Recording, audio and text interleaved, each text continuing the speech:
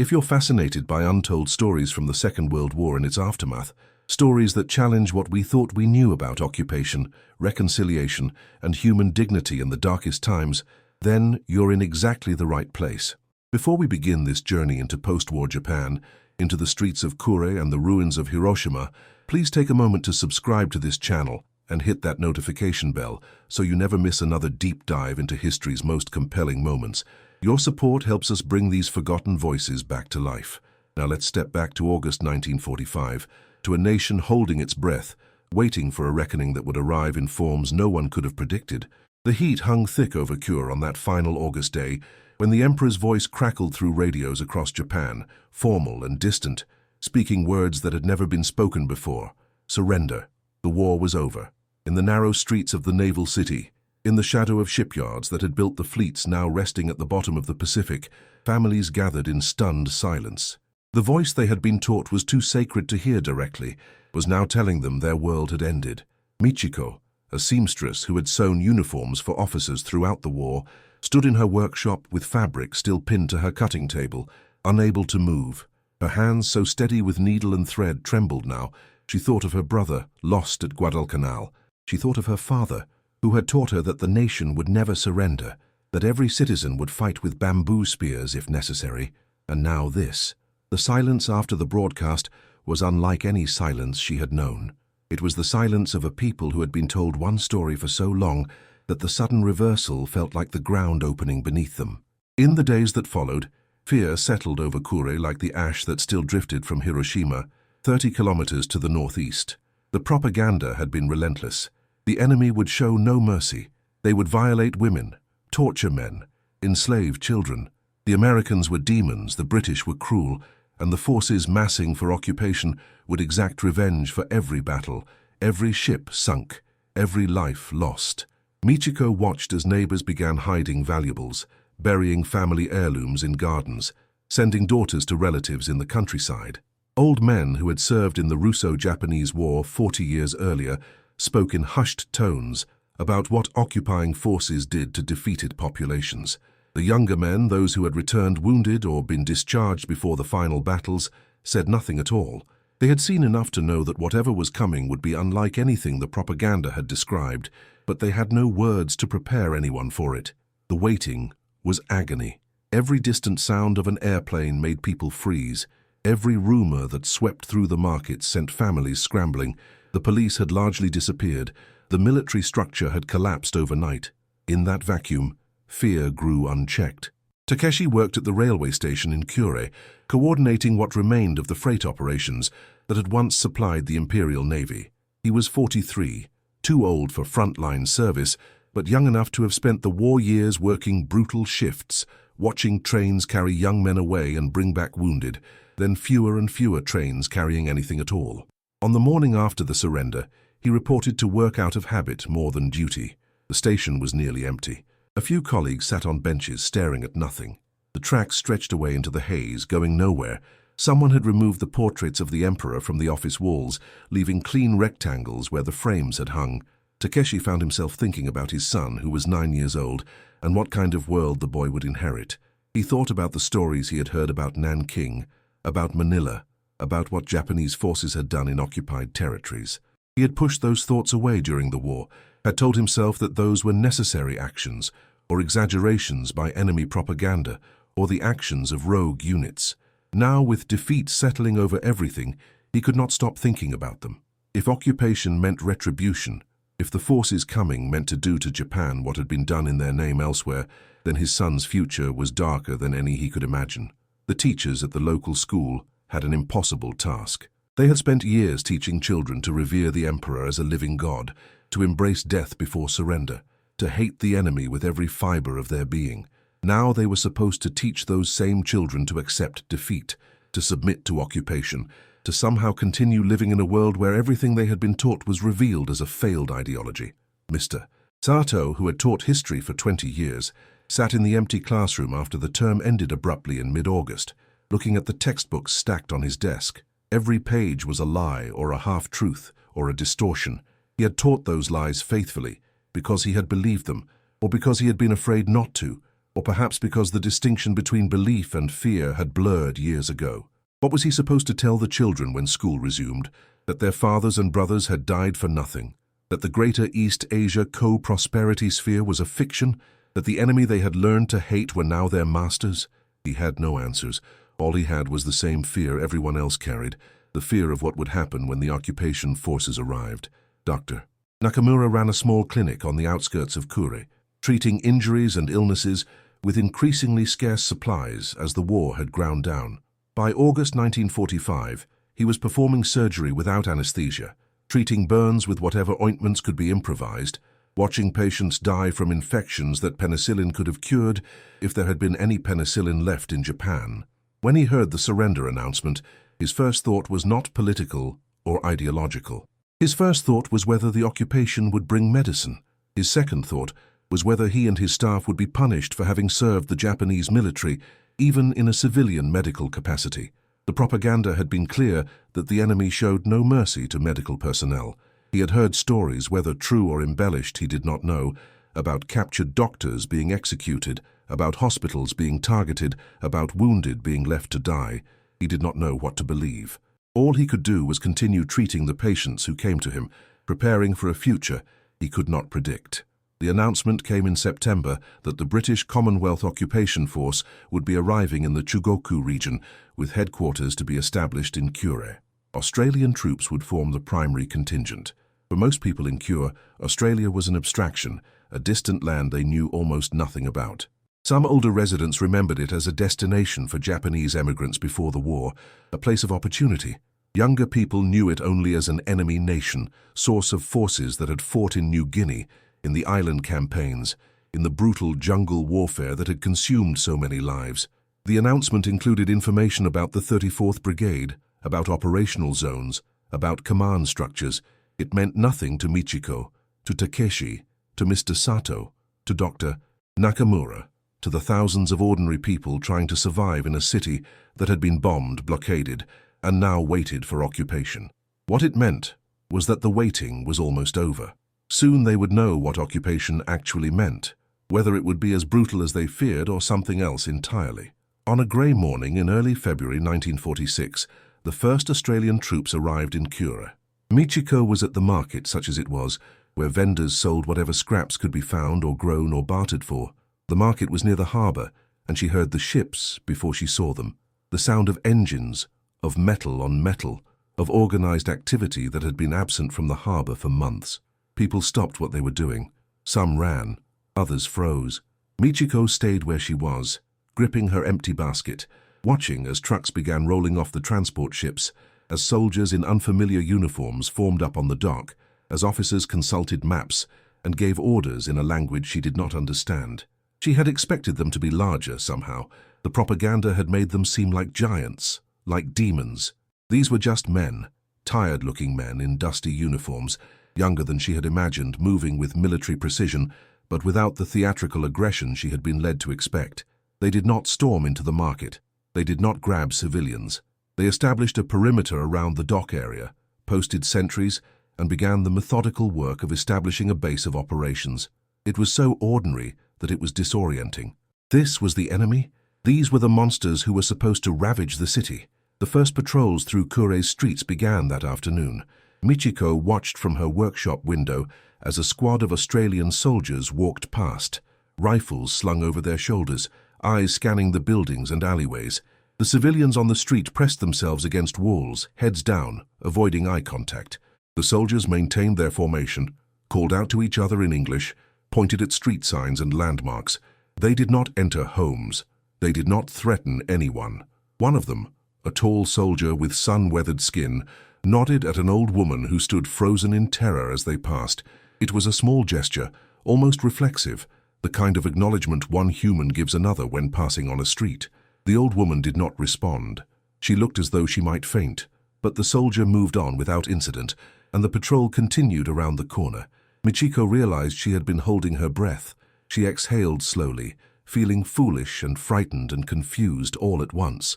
What was happening? Where was the violence? Where was the retribution? Takeshi encountered Australian troops at the railway station the next day. A detachment arrived to inspect the facilities. to assess the damage from bombing raids, to determine what could be salvaged and what needed to be rebuilt. The Australian officer in charge, a lieutenant whose nameplate read Mitchell, spoke through a Japanese interpreter, a Nisei from Hawaii who had been recruited for occupation duty. The interpreter's Japanese was formal and slightly archaic, learned from immigrant parents rather than native speakers, but it was comprehensible.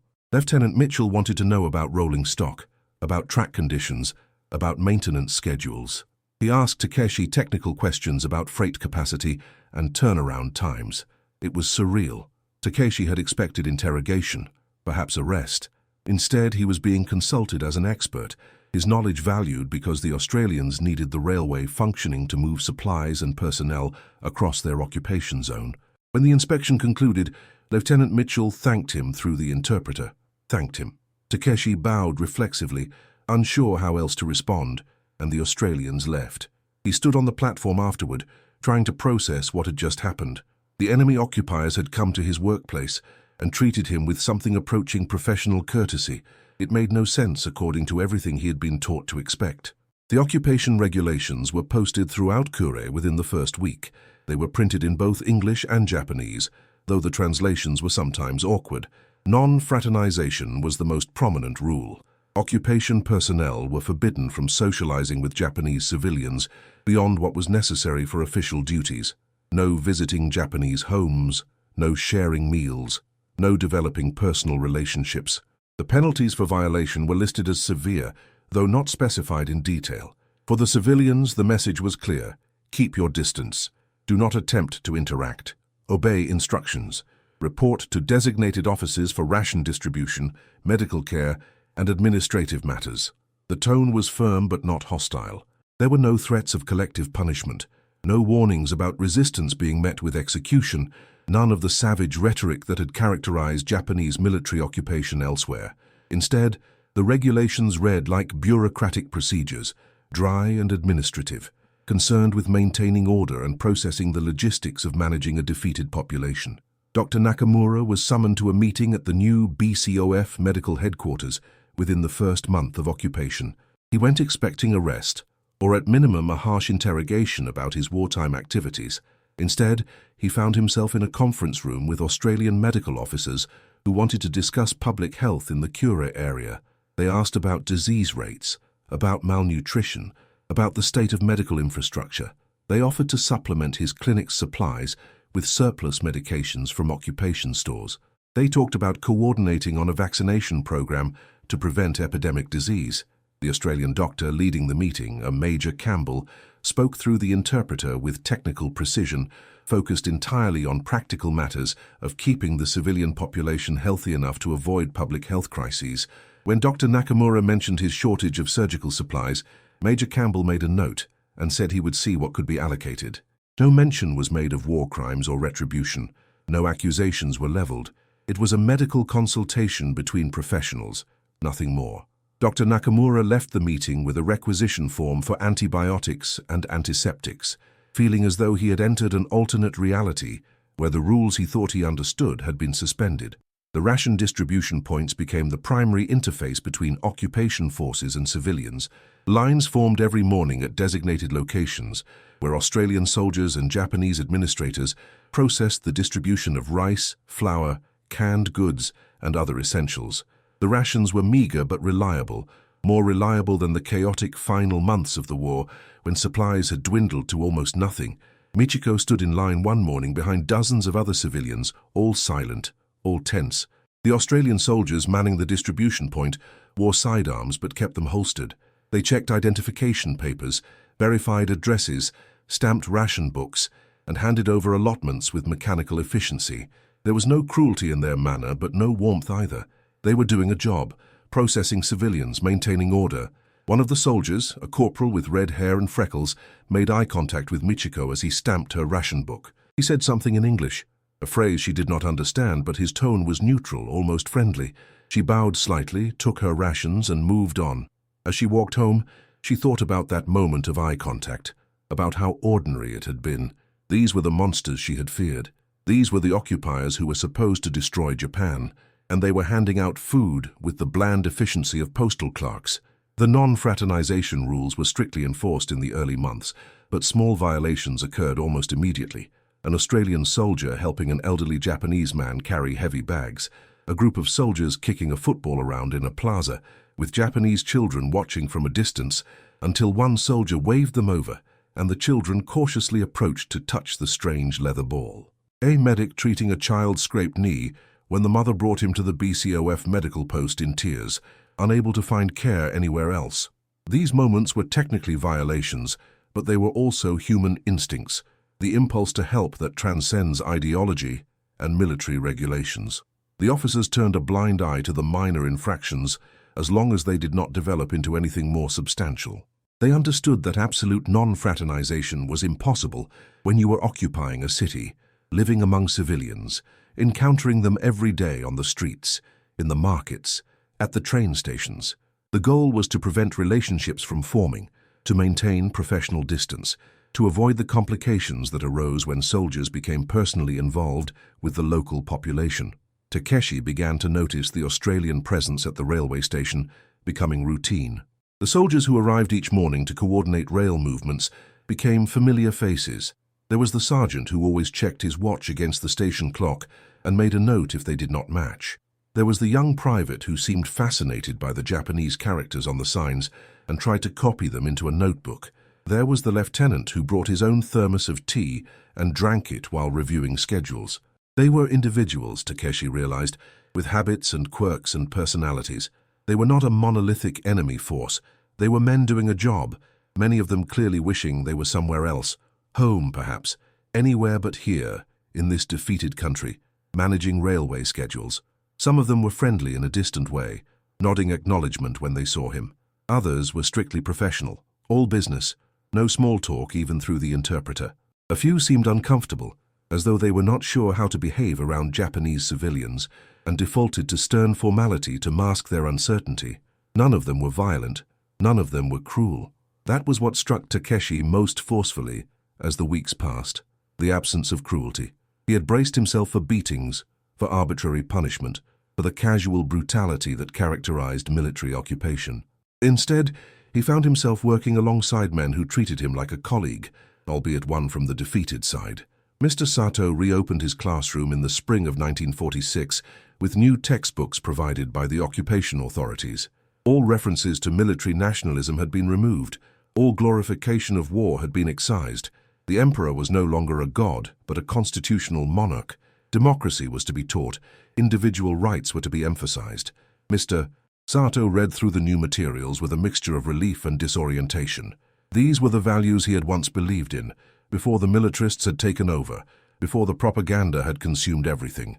But teaching them now, under occupation, felt like collaboration even as it felt like liberation. The Australian education officer who visited his school, a Captain Harris who had been a teacher in Melbourne before the war, spoke through the interpreter about the importance of education in building a peaceful future. He asked Mr. Sato about class sizes, about student needs, about what resources would help. He did not lecture. He did not impose, he consulted. It was patronizing in its way, this assumption that the Australians knew better how to run Japanese schools, but it was not hostile. Captain Harris seemed genuinely interested in helping, in his earnest way, as though education could redeem a nation, as though teaching children about democracy could erase the past decade of militarism. Mr. Sato did not argue. He took the textbooks and the suggestions and returned to his classroom trying to figure out how to teach children who had lost fathers and brothers in a war that was now officially described as a mistake. The small gestures accumulated. An Australian soldier giving his chocolate ration to a group of hungry children, against regulations but impossible to witness without doing something.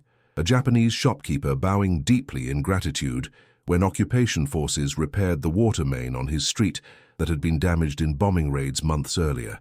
A mechanic at the station teaching an Australian corporal the proper way to maintain the older Japanese locomotives that were still in service. A nurse at Dr.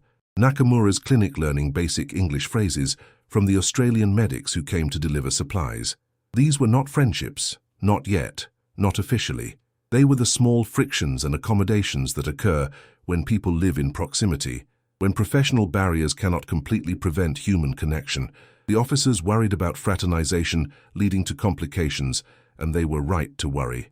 Already there were rumors of relationships developing, of Australian soldiers and Japanese women meeting secretly, of marriages being planned despite regulations forbidding them. The regulations would eventually be relaxed, but in early 1946 they were still firm, and violations could end careers. Yet the connections formed anyway, slowly, carefully, hidden but persistent.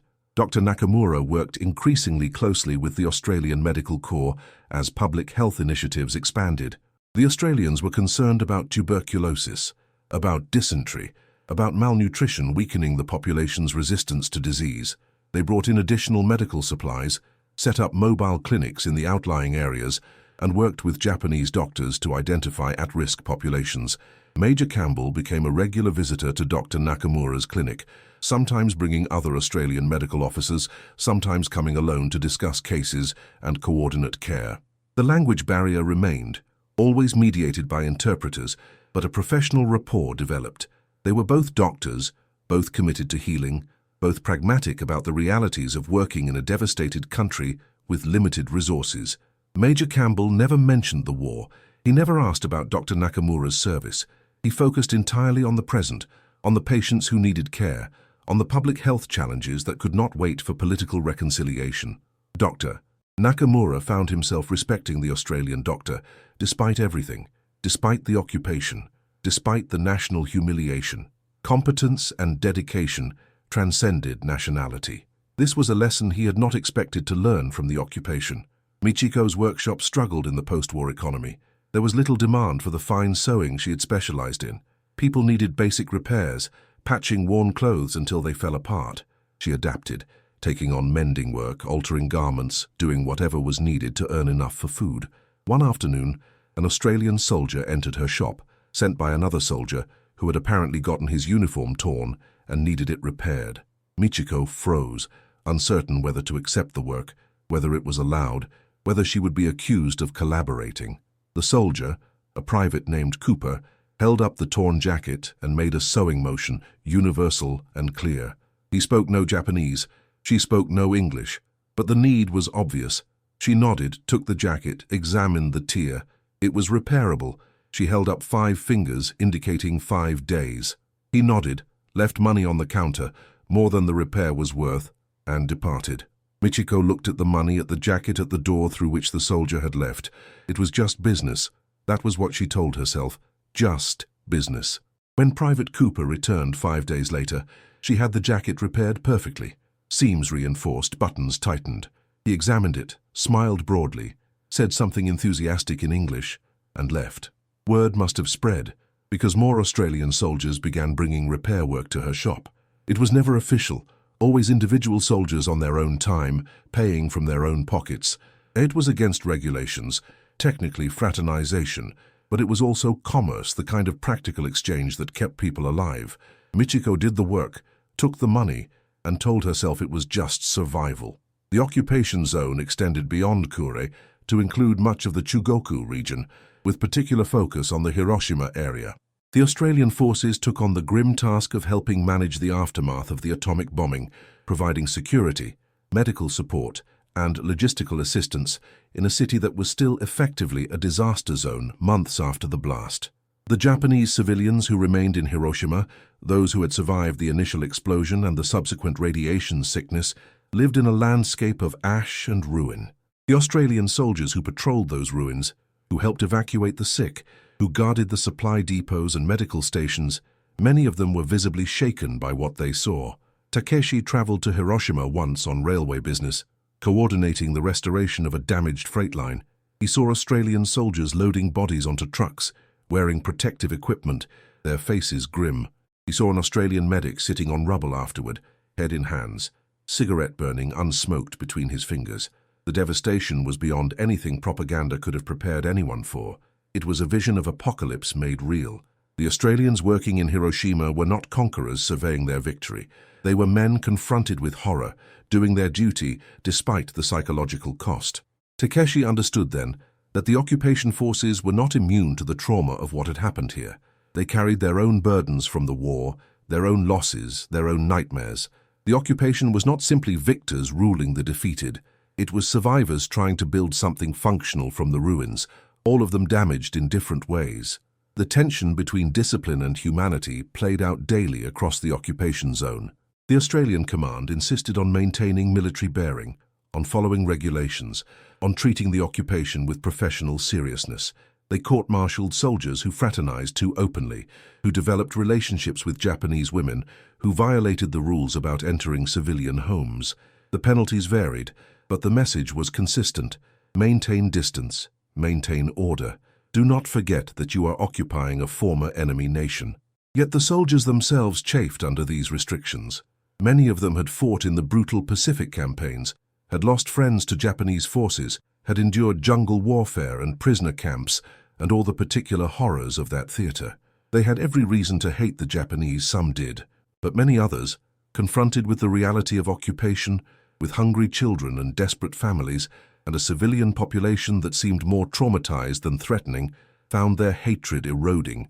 It was hard to maintain ideological fury when you were handing out food rations to elderly women who bowed so deeply their foreheads nearly touched the ground. It was hard to sustain enemy hatred when you were helping rebuild infrastructure that everyone needed, Japanese and Australian alike. The regulations existed because the command understood how quickly sentiment could shift, how occupation could become complicated by sympathy, by guilt, by the simple human inability to remain indifferent to suffering. Mr. Sato watched his students adapt to the new reality with the resilience of children. They were hungry, always hungry, but they studied the new textbooks, learned about democracy, asked questions that would have been dangerous to ask during the war. One student, a bright girl named Yuki, raised her hand one day and asked if the Australians would stay forever. Mr. Sato did not know how to answer. The occupation had no defined end date. It would last as long as necessary, whatever that meant. He told Yuki that the Australians would stay until Japan was ready to govern itself peacefully, which was the official line but felt hollow even as he said it. Yuki accepted this answer with the seriousness of a 12-year-old trying to understand adult concepts. After class, she approached his desk and asked quietly if the Australians were good people or bad people. Mr. Sato looked at her, at this child who had lived through bombing raids and starvation and national collapse, and realized he no longer knew how to categorize people so simply. The Australians were occupiers, which made them automatic enemies in the old framework. But they were also men who distributed food, who provided medical care, who maintained order without mass executions or collective punishment. Were they good or bad? They were human, complicated, capable of kindness and cruelty, following orders while maintaining individual consciences. He told Yuki that people were more complicated than good or bad, that the Australians were doing their job, and that she should focus on her studies. It was an inadequate answer, but it was honest. Yuki nodded and returned to her seat. Mr. Sato wished he could give his students certainty, clear moral frameworks, but that was what the war had destroyed. Certainty was a luxury of the past. The Australian soldiers struggled with their own complicated feelings about the occupation. Letters home, later archived and studied by historians, revealed men torn between duty and doubt. They wrote about the destruction they saw in Japanese cities, about the obvious starvation and desperation, about children with swollen bellies and old people too weak to stand in ration lines. They wrote about maintaining discipline, about following regulations, about treating the Japanese with firm fairness. They also wrote about guilt, about wondering if the atomic bombs had been necessary, about seeing victims who looked like anyone's grandmother or nephew or daughter. Some letters expressed satisfaction at seeing Japan defeated, a sense of justice for Pearl Harbor and the fall of Singapore and the prisoner camps. Other letters expressed discomfort with the occupier role, a desire to go home, a weariness with war and its aftermath. The soldiers were not monolithic. They were individuals processing a morally complex situation as best they could, following orders while wrestling with their own consciences. By late 1946, the occupation had settled into routine. The initial fear among Japanese civilians had not disappeared, but it had transmuted into something more complex. Resentment mixed with grudging acceptance. Humiliation coexisted with relief that the occupation was less brutal than expected. The Australians remained a visible presence throughout Kure and the surrounding region, running security checkpoints, managing supply distribution, overseeing reconstruction efforts. The relationship between occupier and occupied remained formally distant, But the small violations of non-fraternization continued to accumulate. Takeshi learned that one of the Australian officers at the station had studied Japanese before the war, could read the characters and speak haltingly. This officer, Lieutenant Morrison, sometimes practiced his Japanese with Takeshi during quiet moments, asking how to say railway terms, correcting his pronunciation. It was strange to teach the enemy your language, but it was also oddly pleasant. These brief conversations that pretended the war and occupation did not exist, that they were simply two men discussing language and trains. Lieutenant Morrison once mentioned that his father had worked in Yokohama in the 1920s, that he had grown up hearing stories about Japan, that he had wanted to visit before the war made that impossible. There was wistfulness in his voice, a sense of loss for a world that might have been if history had turned differently. Takeshi said nothing, but he felt a similar wistfulness. His son would grow up in an occupied country, learning about democracy from foreign textbooks, eating rations distributed by foreign soldiers. What might have been if the militarists had not gained power, if the war had been avoided, if different choices had been made at 100 different junctures? These were pointless questions, but they arose anyway, in quiet moments, when the weight of everything became too much. Dr. Nakamura attended a medical conference organized by the occupation authorities in early 1947. Japanese and Australian doctors presented papers on public health challenges, on treatment protocols for radiation sickness, on managing nutrition deficiency diseases. The conference was held in what had been a naval academy building, now repurposed for occupation administration. Dr. Nakamura presented findings from his clinic about tuberculosis rates and treatment outcomes. An Australian doctor presented research on the long-term effects of atomic radiation, data that was simultaneously horrifying and clinically fascinating. During a break, Dr. Nakamura spoke with Major Campbell about the difficulty of obtaining certain medications. Major Campbell mentioned that he was rotating back to Australia in a few months, that another medical officer would take over liaison duties. They had worked together for over a year, had coordinated care for thousands of patients, had developed what might almost be called a friendship if the occupation dynamic had not made friendship impossible. Dr. Nakamura felt an unexpected sadness at the news of Major Campbell's departure. The Australian doctor had been professional, respectful, committed to healing regardless of nationality. He represented the better aspects of the occupation, the recognition that human suffering transcended politics. After the conference, they shook hands, a Western gesture that felt awkward but meaningful. Major Campbell said through the interpreter that he had been honored to work with Dr. Nakamura, that Japanese medical professionals had shown remarkable dedication under impossible circumstances. Dr. Nakamura bowed and thanked him. It was as close to reconciliation as the occupation would allow. Michiko's repair work for Australian soldiers became semi-regular. She had a reputation now for quality work, fair prices, and discretion. Soldiers came to her shop to have uniforms altered, to repair civilian clothes they wore on leave, to fix personal items. She learned to recognize regulars, to nod in greeting, to communicate through gestures and the few English words she had picked up. One soldier, Corporal Williams, brought her a photograph once showing a young woman and two children in front of a house, his family, presumably. He pointed at them, said names Michiko could not retain, smiled with obvious homesickness. She nodded, understood that he was trying to establish humanity, to show her that he was more than an occupying soldier. She appreciated the gesture, even as it made her uncomfortable.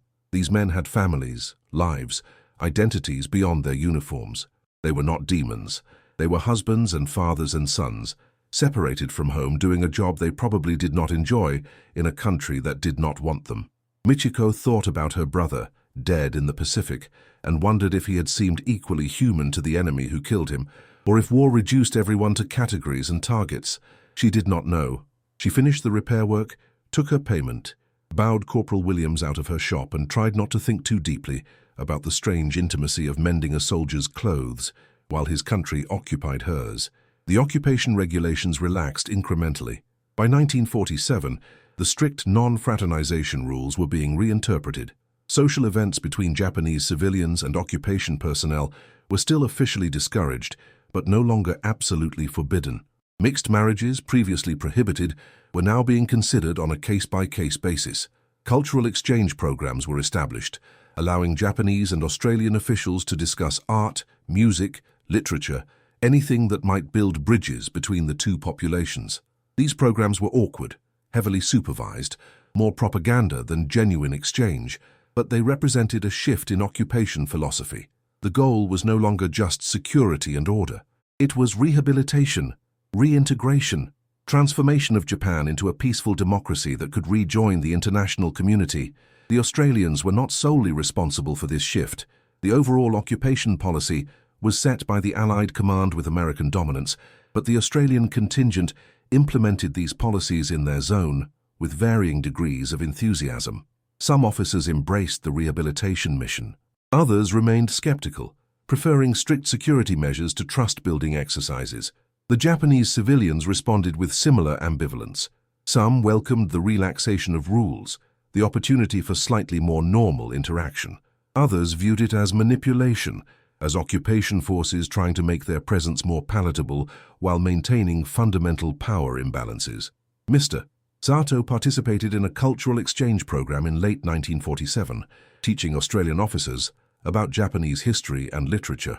It was surreal to sit in a room with men who had recently been enemy combatants and discuss the tale of Genji, to explain the aesthetics of wabi-sabi, to translate haiku and watch them struggle to grasp concepts that did not translate easily into English.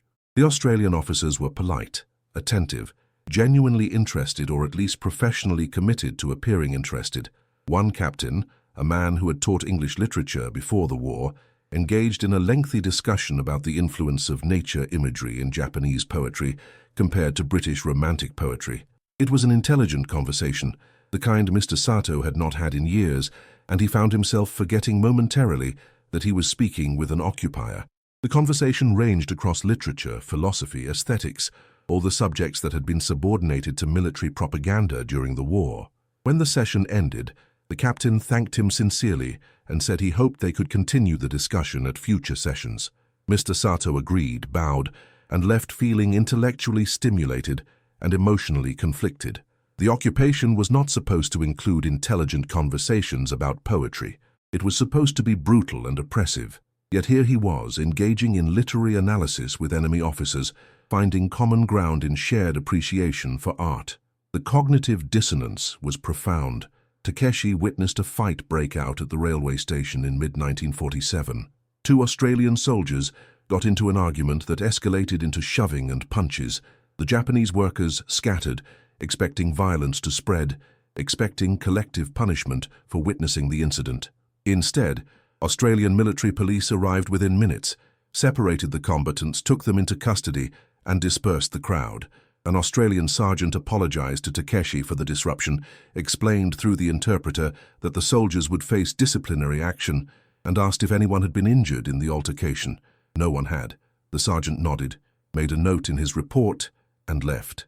The entire incident was handled with bureaucratic efficiency, no different than how the Japanese railway police might have handled a similar situation before the war. Takeshi realized that the occupation forces were subject to their own discipline, that they did not have carte blanche to behave however they wished. This should not have been surprising, but it was. The propaganda had depicted enemy forces as savage, uncontrolled, acting on base instincts without restraint. The reality was military discipline, codes of conduct, consequences for violations. The Australian soldiers who fought at the station were not simply released with a warning. Takeshi later heard they had been court-martialed, reduced in rank, possibly sent home in disgrace.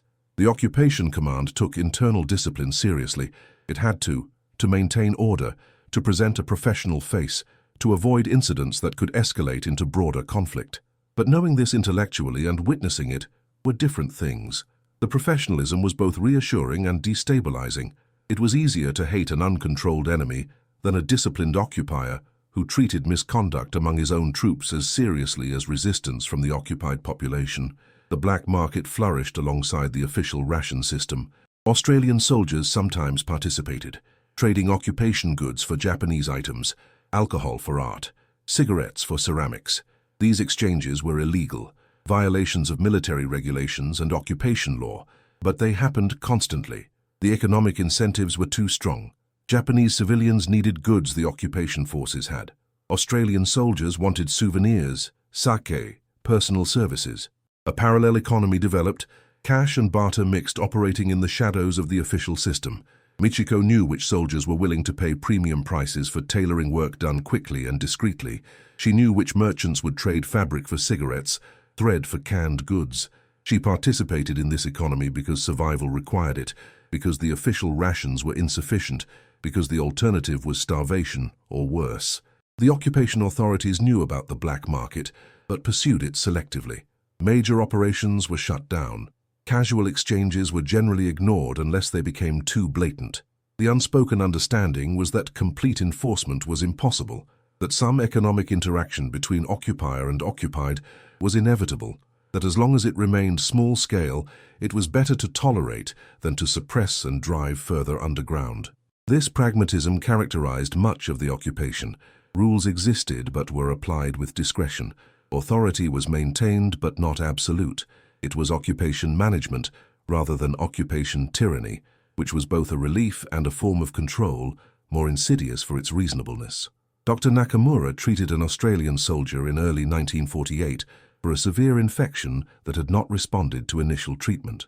The soldier, Private Henderson, had been referred to the civilian clinic because the military medical post was overwhelmed with other cases. Dr. Nakamura examined the infection, determined it needed aggressive treatment, and over the next 2 weeks, he and his staff worked to save the soldier's leg from amputation. Private Henderson was young, barely 20, and terrified. Through the interpreter, he thanked Dr. Nakamura repeatedly, said he did not want to go home crippled, begged for any treatment that might help. Dr. Nakamura did not mention that he had treated similar infections in Japanese soldiers during the war, that he had performed amputations when infection overwhelmed available treatments, that medical practice was medical practice regardless of which army a patient served. He simply treated the infection with the antibiotics provided by the Occupation Medical Corps, monitored progress, adjusted dosages, and eventually saved the leg. When Private Henderson was discharged, he shook Dr. Nakamura's hand with tears in his eyes and said something in English that the interpreter translated as profound gratitude. Dr. Nakamura accepted the thanks with a slight bow and moved on to his next patient. Later, Major Campbell's replacement, a Captain Foster, came to the clinic and thanked Dr. Nakamura for the treatment, said Private Henderson had written home about the Japanese doctor who saved his leg, that the soldier's parents had sent a letter of gratitude that would be forwarded through proper channels. Dr. Nakamura did not know what to do with this information. He had done his job. The nationality of the patient was irrelevant to medical ethics. Yet clearly it meant something to the Australians. This act of healing across enemy lines, this demonstration that Japanese doctors could treat occupation soldiers without sabotage or malice. The incident was small, one infected leg in a years-long occupation, but it represented the daily accumulation of small demonstrations that the Japanese population was not uniformly hostile, that cooperation was possible, that former enemies could find common ground in basic human needs. The children of Kure began to lose their fear of Australian soldiers by 1948. The younger generation, those who had been toddlers during the war or born after it ended, saw the occupation forces as simply part of their reality. They watched the Australians play football in the plaza, heard their music from the barracks, saw them maintaining vehicles and equipment. Some children approached the soldiers curious, looking for chocolate or chewing gum, the universal currencies of child-soldier interaction in every occupation zone. The soldiers were explicitly instructed not to engage with children, to avoid any action that could be misinterpreted, but human nature made absolute compliance impossible. A soldier sharing his lunch with a hungry child, a medic treating a scraped knee, a corporal teaching kids to kick a football properly. These interactions were technically violations, but practically inevitable. The officers generally looked the other way unless something egregious occurred. They understood that demonizing occupation forces became difficult when those forces were playing with your children, treating them kindly, behaving like ordinary men rather than conquering enemies. This was psychological warfare through kindness, intentional or not, winning hearts and minds through chocolate and football. It was cynical in its way, but it was also genuinely kind, and the two things could coexist. The soldiers who shared food with hungry children were not thinking about strategic occupation goals. They were responding to human need. The cumulative effect, however, was political. A generation growing up with less fear of foreigners, less ingrained hatred, more willing to see individual humanity rather than enemy categories. Mr. Sato was asked to write a report for the Occupation Education Office in 1948 about the progress of democratic education in his school. He struggled with what to say. The students were learning the new curriculum. They could recite democratic principles, but did they believe them? Did they understand them? Or were they simply learning new propaganda to replace the old? Mr. Sato was not sure himself. Democracy was appealing in theory, but the reality was that his country was occupied, that decisions were made by foreign powers, that Japanese sovereignty was suspended indefinitely. How was he supposed to teach democracy while living under occupation? The contradiction was fundamental. He wrote his report carefully, emphasizing student engagement and progress, while avoiding any hint of criticism that could be construed as resistance. The occupation authorities wanted to hear that their education reforms were working. Mr. Sato gave them what they wanted, because that was what survival required. But he did not know if he was helping his students or teaching them to accept subjugation as normal. The moral ambiguity gnawed at him. He had been complicit in military propaganda during the war, teaching children to glorify violence and sacrifice. Now he was complicit in occupation propaganda, teaching children to embrace democracy imposed by force. Perhaps all education was propaganda in some form, he thought bleakly. Perhaps the best he could do was teach critical thinking skills and hope his students would someday use them to evaluate everything they had been taught, including what he was teaching them now. The Australian forces began rotating home in larger numbers by 1949, as the occupation transitioned to a longer-term presence with fewer troops. Michiko noticed fewer soldiers coming to her shop for repairs. The railway station saw reduced Australian presence as more responsibilities transferred to Japanese administrators under occupation supervision. Dr. Nakamura worked increasingly with Japanese colleagues rather than Australian medical officers. The intensity of occupation was diminishing, though it would not officially end until 1952.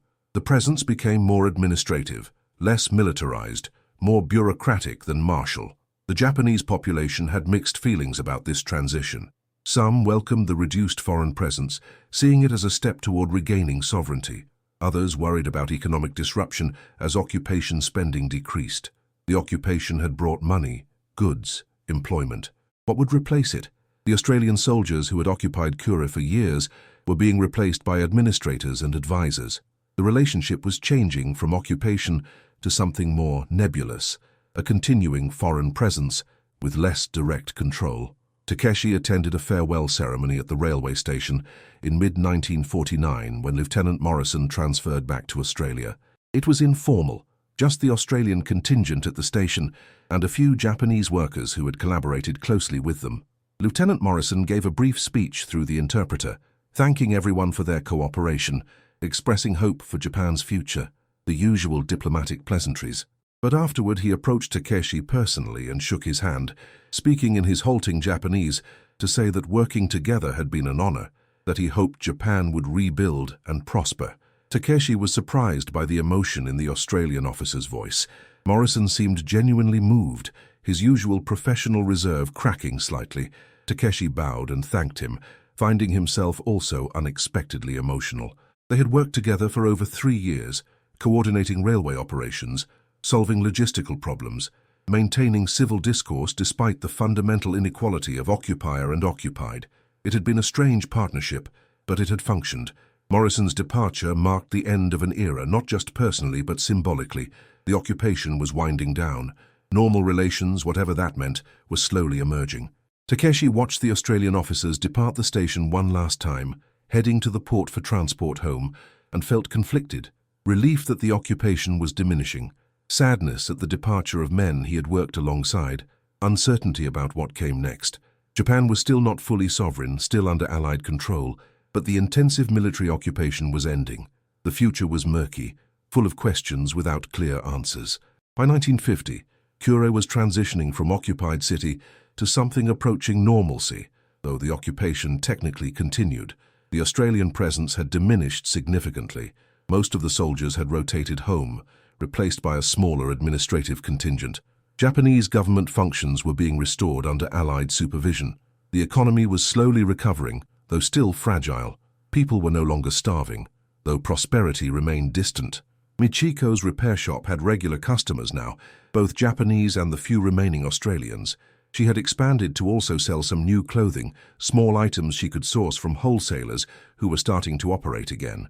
Her business was modest but stable. She thought sometimes about the fear she had felt in August 1945, the certainty that occupation would mean death or violation or destruction.